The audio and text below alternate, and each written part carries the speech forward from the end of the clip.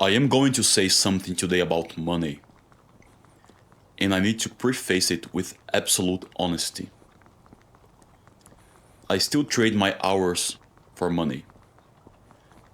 I have not yet achieved complete financial sovereignty,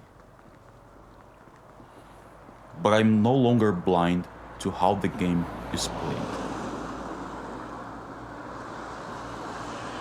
If you want to escape the 80% we talked about in the previous video, you have to understand that money runs away from people who only know how to work hard.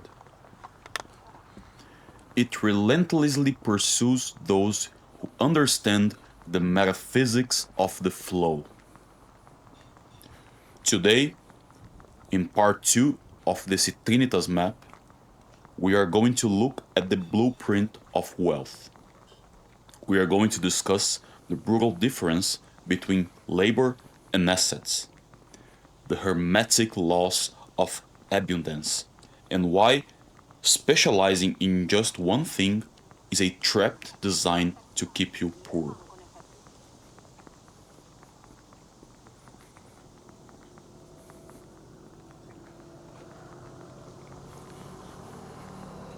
Let's start with a truth that hurts. You do not get rich by simply working. You get rich by possessing. Work is essential. Work is the engine that gets you off the ground. But if you only work, you are manually turning the crank of a machine every single day. If you stop turning, you starve. True wealth, the Citrinitas, comes from building and possessing an asset. An asset is a machine that prints money or generates value with a minimum amount of your physical intervention. Most young guys are obsessed with trying to look rich. They want the designer clothes and the cars to fake a status they haven't earned. But the real game is silent. The real game is taking the money you earn from the engine, your job, and quietly using it to build a machine, your assets.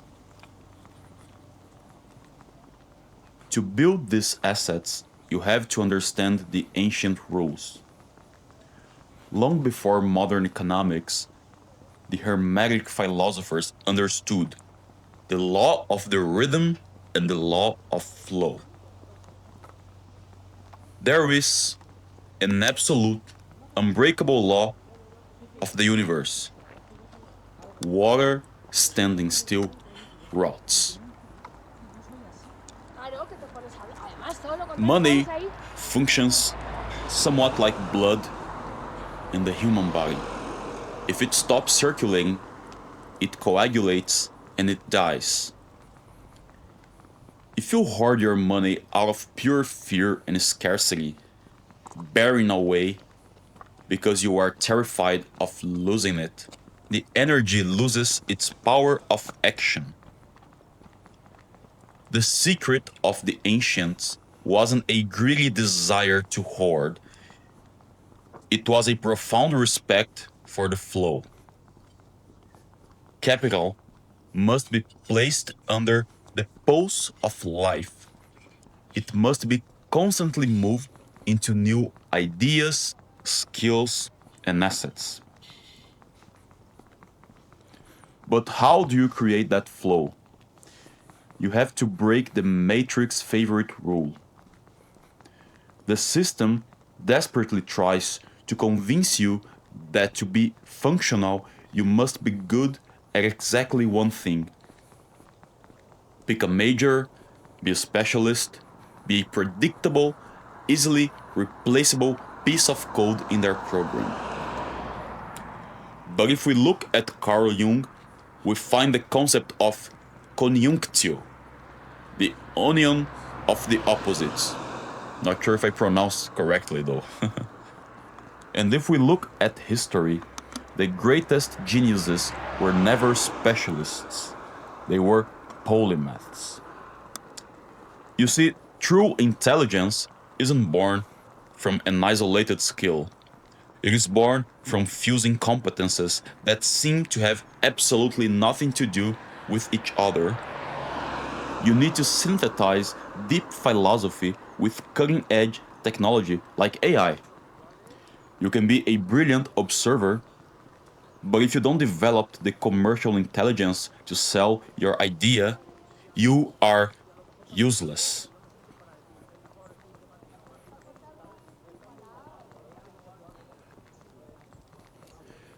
Now let's talk a little bit about the law of the magnet. The law of the magnet states that money completely ignores empty effort and it relentlessly pursues real value. And you are the greatest asset. Money orbits around you and adds value to your own repertoire. This goes far beyond technical courses. It is about your travels, your physical presence, the aesthetic art you consume, and the emotional intelligence you display. The secret of the man at the peak of the mountain is not that they know everything. It is that they are capable of learning anything, uniting these opposite points and creating a reality that no one else can touch. I am building my machine right now. Unite the opposites. Become the polymath. If you like this video, consider subscribe to the channel, and if you'd like to support us, there's a link in the description to some art. Thank you for being here with me, and I'll see you in the next one. Keep walking with me, friend. El Psy Congo.